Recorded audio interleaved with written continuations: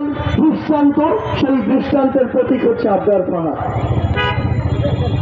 আমরা বুয়েটে এমন অসংখ্য নির্যাতনের কথা শুনি। যখন থেকে আমরা এই আবরার ফাহাদকে হারিয়েছি তখন থেকে এই চিত্রগুলো, গল্পগুলো এই বুয়েটে ছাত্রলীগ নিষিদ্ধের একটি প্রক্রিয়ার মধ্য দিয়ে আমরা বিভিন্নভাবে শুনতে থাকি।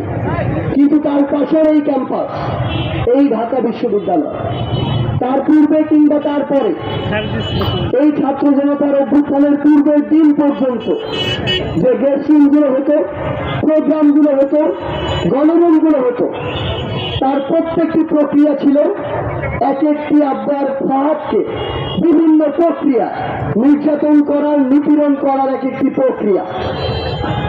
আজকে ঢাকা বিশ্ববিদ্যালয়ের ছেলেদের যে হলগুলোতে প্রথম বর্ষেই শিক্ষার্থীরা সিট পাচ্ছে, সেই হলগুলোতে এক প্রকার কৃত্রিম সিট সংকট তৈরি করে 3 বছর আমাদেরকে গণরুমে থাকতে বাধ্য করা হয়েছে।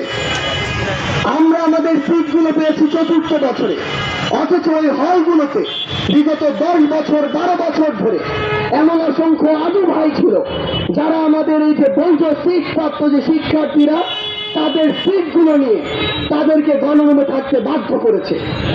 4 জনের রুমে প্রেসিডেন্ট সেক্রেটারি নামক কিছু শোষক এমন ভাবে ওই ছাত্রলীগের দালাল রূপে ছিল, তারা 4 জনের রুমে একাই থেকেছে, কিন্তু ওই 4 জনের রুমে 40 জন ছাত্রকে থাকতে বাধ্য করেছে।